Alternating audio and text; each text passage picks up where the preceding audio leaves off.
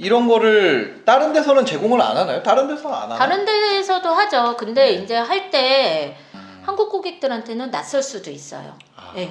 저희가 지난해, 지지난해 저희 은행에서 가장 베스트셀러였던 몇몇 네. 펀드들은 네. 사실 저희가 들여와서 네. 한국에 네. 들여와가지고 소개했던 펀드들도 있거든요. 아. 근데 글로벌에서는 너무너무 유명하게 오랫동안 사랑받던 네. 그런 상품들이었어요. 뭐 아. 이를테면 이름을 언급해도 될 것 같은데 네, 핀코의 아. 채권형 펀드라든지 이런 부분들은 한국에서 핀코가 리테일 비즈니스를 적극적으로 하지 않거든요. 네. 일반 고객들한테.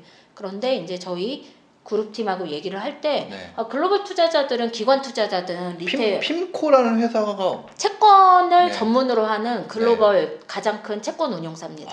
예. 근데 잘 모르시잖아요.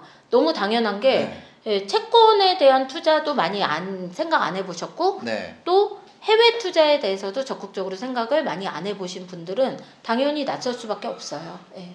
그러니까 저희는 지금 분산이라고 하면 네. 아마 신사임당님이 생각하시는 분산은 네. 뭐 배당주도 들어가고 IT주도 들어가고 네, 뭐 네. 우선주도 들어가고 뭐 제약주도 들어가고 네. 다 들어가 있으면 분산 이렇게 생각하실 수 네. 있지만 저희는 한국 주식도 들어가고 미국 주식도 들어가고 아. 유럽 주식도 들어가고 기타 등등의 주식도 들어가는 것뿐만 아니라 네. 한국 채권, 미국 채권, 기타 채권, 뭐 이머징 채권, 한국의 부동산, 미국의 부동산 관련된 주식 리츠, 네. 뭐 이런 여러 가지를 다 포괄하는 게 저희의 다각화예요. 이 글로벌 내에서 가장 유동성이 표시가 많이 된 통화가 달러잖아요. 네. 예, 그래서 달러 자산 투자자를 기준으로 저희는 의견을 냅니다. 아. 그리고 한국의 경우에는 아시아 통화를 네. 우선으로 하는 투자자에 네. 대한 그 의견이 두 가지가 있어요. 그러니까 USD로 표시되는 투자 의견이 하나가 있고 네. 아시아 통화로 표시되는 투자 의견이 하나가 있고 네. 이렇게 있는데 이제 이렇게 있는 이유는 뭐 달러 들고 있는 사람이라고 이렇게 투자하고 원화 들고 있는 사람이라고 다르게 투자하는 그게 아니라 네.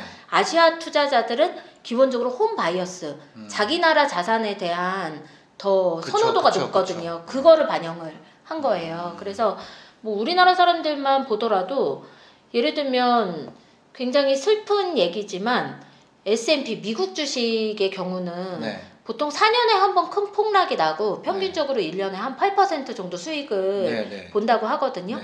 근데 한국 자산은 큰 수익을 보는 해는 10년에 한 번이고 일상적인 해들은 보통 10% 내외의 손실을 경험을 한대요. 아. 네, 그럼에도 불구하고 아까 동학개미 운동에 적극 참여하고 계신 삼성전자를 필두로 한국 자산에 대한 니즈가 엄청 있으시잖아요. 근데 있죠. 그거는 잘하셨어요. 네. 왜냐면 삼성전자는 한국 주식이 아니라 글로벌 IT의 프론티어 기업이기 때문에 얘는 글로벌 주식입니다. 한국 진짜요? 주식이 네. 아니고요. 네. 그러니까 한국 자산에 대한 몰입도가 높으신 분들이 있어요. 또 여쭤보죠. 왜 그러시냐? 네. 그러면 우리나라 어떻게 될지 모르는데 나라도 네. 한국 주식 사야지 하면서 돌아보면 꼭 벤츠 타고 계세요. 그래서 어머니 차를 차라리 제네시스 타시고요. 주식을 벤츠를 사시는 건 어떠세요? 그게 돈을 벌어서 세금도 내시고 나라도 살리는 길인데 라고 말씀을 드리거든요.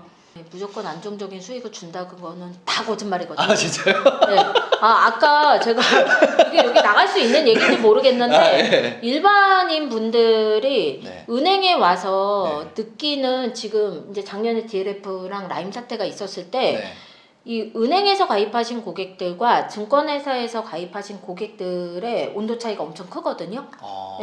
똑같은 상품을 가입했는데 이를테면 이를테면 가입하신 분들의 분노와 이 당황스러움과 그런 것들이 훨씬 커요. 아무래도 은행은 그렇죠. 투자하러 가는 데가 아니니까. 아직까지 정서상 은행은 조금 더 믿고 신뢰할 수 있고 나를 돕고 안정적이고 조금 더 친근하고 나의 삶에 유의미한 도움을 주는 이런 개념이 조금 더 있다고 하면 이제 증권사에서는 내가 뭔가 투자를 위해서 이 안에 다양한 상품들을 접할 수 있는 기회들이 있고 이런 투자와 관련해 좀 더 능동적으로 할 수 있는 이런 느낌이 있단 말이에요. 그래서 이 고객들이 은행과 이 증권회사를 선택을 할 때도 가장 많이 얘기하시는 게 은행보다 증권회사에 가면 투자를 할 수 있는 상품이 더 다양해. 뭐 이런 얘기도 하세요. 근데 그거는 너무 당연한 거예요. 증권사는 조금 더 고객들의 의지를 가지고 상품을 선택하거나 네. 그렇게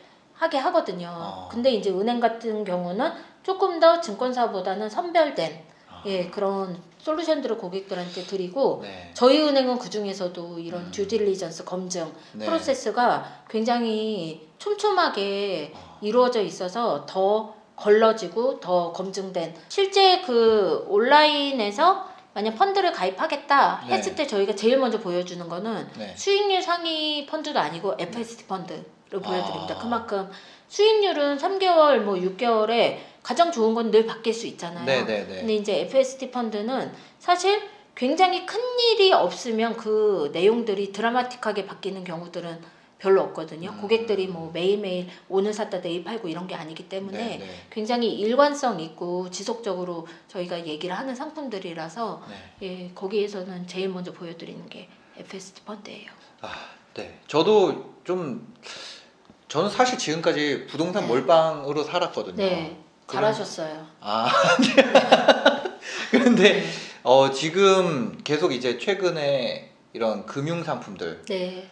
뭐지 자산 배분을 해야 된다고 나오는 분들마다 그런 얘기를 하시더라고요. 네. 제가 생각할 때 이제 사회 초년도 분들이 인생 전반을 설계하는 관점에서 투자를 한다고 했을 때는 네. 지금 심사임당님의 선택이 저는 굉장히 좋은 선택이라고 생각을 해요.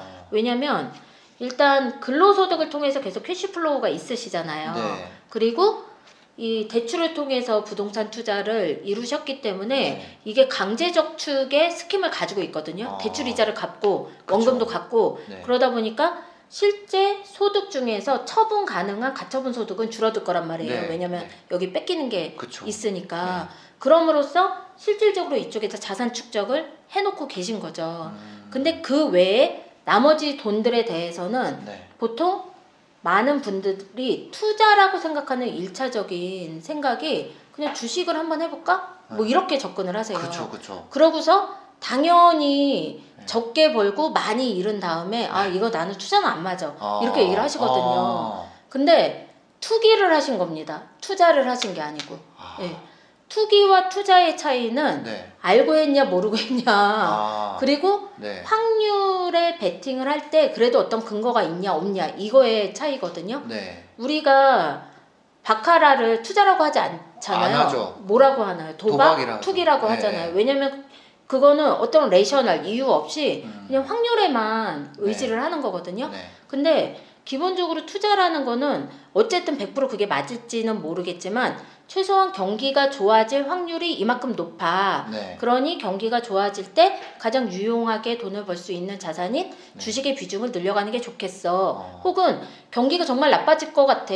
아무리 봐도 경기가 나빠질 확률이 너무 커. 네. 그러면 방어적으로 가야 돼. 이럴 네. 때 어떤 게 돈을 더 지켜줘. 이런 어떤 이유들을 물고 들어가는 의사결정이기 때문에 네. 투기와 투자는 명백하게 구분이 돼야 되고 남은 금융 자산에 대해서는 네. 이런 금융 지식을 기반으로 혹은 선별된 어떤 조언들을 바탕으로 포트폴리오를 꾸려 나가시는 그런 투자를 하셔야 돼요. 그리고 부동산만 하면 안 된다라는 게 부동산은 너무 좋은데 네. 부동산의 가장 결정적인 거는 네. 이 부동산이라는 이름에 이미 들어 있거든요. 뭔가요? 동산이 아니라는 거예요. 네. 내 맘대로 유동화하기도 너무 쉽지 않고 네. 그 다음에 이 자산의 건물 가치가 감가상각이 되기 때문에 계속 지속적인 유지관리 보수도 필요하고 네. 뭔가 그런 여러 부대적인 그쵸. 거래 비용이라고 말하는 것들이 생기거든요. 네. 근데 금융자산들은 명확하게 동산입니다. 움직일 수 있는 자산이에요. 심지어 미국도 갔다 올 수 있어요. 미국에 투자하면 미국을 갔다 오는 거잖아요. 하루만 사이에도 그냥. 그럼요. 네. 네. 그래서 이 동산과 부동산의 비율을 자산에서는 적절하게 나눠서 가져가시는 게 굉장히 중요하고 보통 투자하시는 분들은 적에 대해서 탐구를 열심히 합니다. 아, 주식은 어떻게 하지? 채권은 어떻게 하지? 이 자산은 뭐지? 이 네. 펀드는 뭐지? 이 상품은 뭐지? 네. 엄청 공부를 하세요. 네. 근데 간과하시는 한쪽은 나를 알고 거든요. 사실 나는 고위험 성향도 아니고 네. 나는 돈을 되게 잃는 거에 대해서 두려움이 많고 네. 혹은 나는 잘 모르는 길은 안 가는 스타일이고 네. 뭐 이렇게 본인의 성향들이 있을 거예요. 네, 근데 네. 보통 투자를 하실 때 투자를 당연히 해야 된다라고 생각을 하면서 어떤 자산들을 선택을 할 때 굉장히 놀랍게도 이 지피지기의 기본의 반만 하시고 하는 경우들이 많거든요.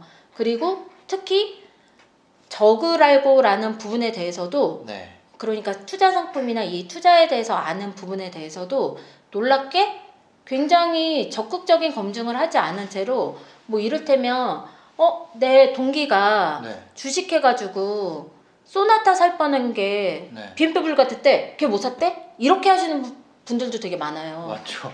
많죠. 해보셨잖아요. 네. 그런 네. 얘기 많이 들었죠. 네. 네. 그러고 나서 아까 말씀드린 것처럼 그렇게 투자하시는 분들이 네.